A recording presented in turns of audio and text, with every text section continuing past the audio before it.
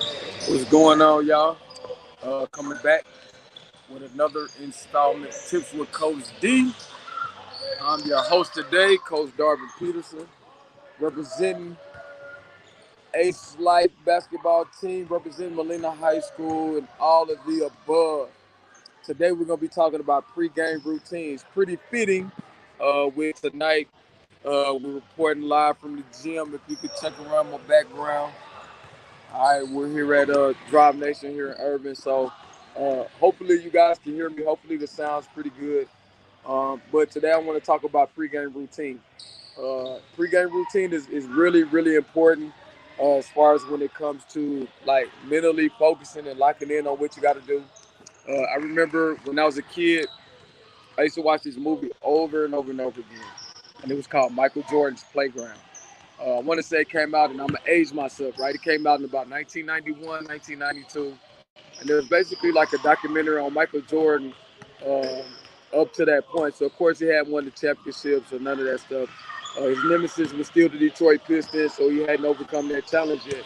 But there was a segment on there where it talked about his pregame routine, where every game day he warmed up in his favorite North Carolina basketball shorts.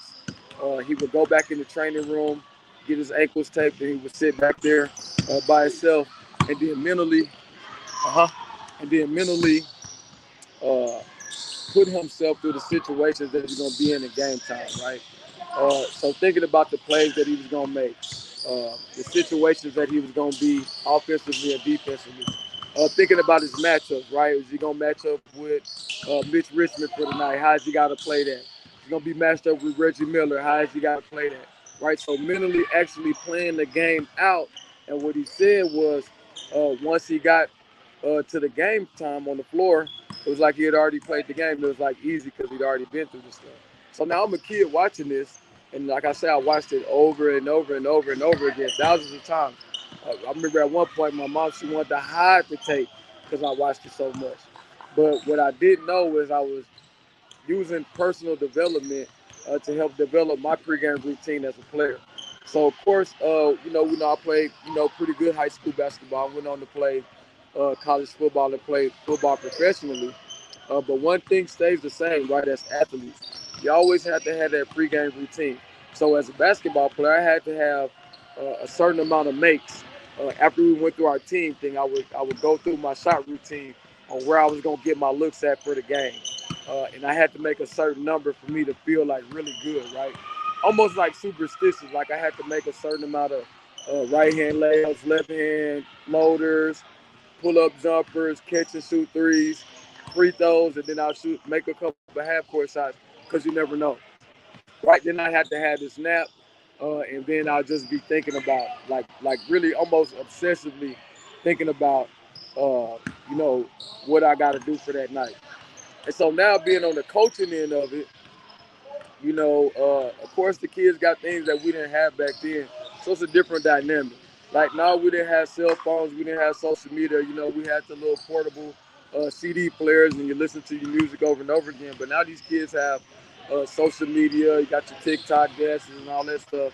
And a lot of times I see kids, they don't, think about the game until they're in the layup line, right? And so, just learning how to be a professional, I learned how to start my pregame routine the night before the game, right? Thinking about the scouting report, thinking about looking up, seeing what the team did the week before, and what I was going to do to take that away.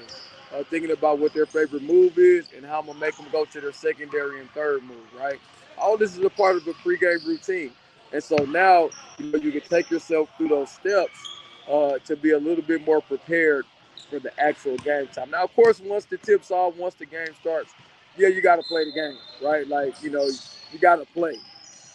But for me, as a college athlete, as a pro athlete, I really feel like that pregame routine helped put me at ease to when it was time to start. When it was showtime, when the lights cut on, like I'd be ready to roll.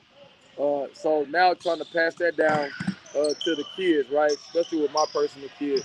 I try to help like start their day on game day with like some positive affirmation videos that we'll listen to 2 or 3 times. on the way to the gym.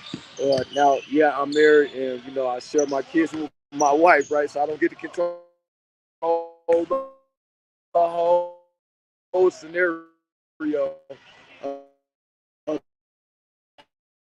because I got to compromise on that. So after I get those affirmations in, then making sure that they're ready to go. Now, coaching on the high school end of it,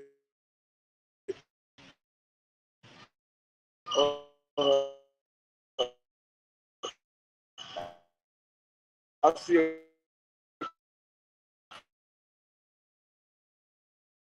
couple different things. Where you got to know your kids, you got to know your team, and how they operate. Some teams and players are a little bit more mature, and so they can get a little bit more freedom than others. Some teams need a little bit more structure pregame wise than others, and that's okay. So as a coach and as a parent, we got to understand our athletes and watch their performance, kind of pay attention and be aware of the things that they're listening to, watching what they're talking about before game time, because you want to set their mental intentions up so they can have success in performance. And so it's like, man, they're kids. Like, I said, yeah, they're kids, but they're not always gonna be kids. And if you're not gonna learn it now, like, when you gonna learn it, right? Because guarantee you, there are competitors out there that they're gonna play against, to where they are really, really being obsessive about their pregame routine, and you don't want your athlete to be left behind because you want to leave their pregame routine up to chance. Okay, so that's me, man. That's my tip for tonight. And again, I'm checking in live from the gym this evening, uh, getting to see some incredible basketball around the DFW area. Getting to see, uh, some of the best talent that Dallas Fort Worth has to offer on the male and female side.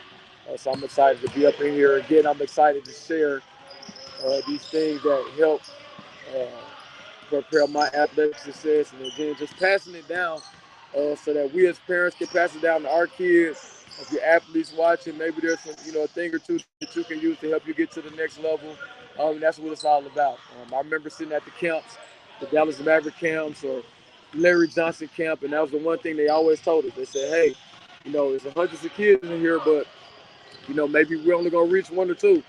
And so for you one or two that's gonna take what we're gonna say and run with it, you got one job, and that's when you're done playing, you got to give back all the knowledge that you use to help you get to where you are. So here I am, no longer a player. I'm about 10 years now removed from being a professional athlete. And so I'm, about year 7 or 8 on the coaching tip. I enjoy every second of it. Love helping you all out. We're going to check out this Need for Tips with Coach D.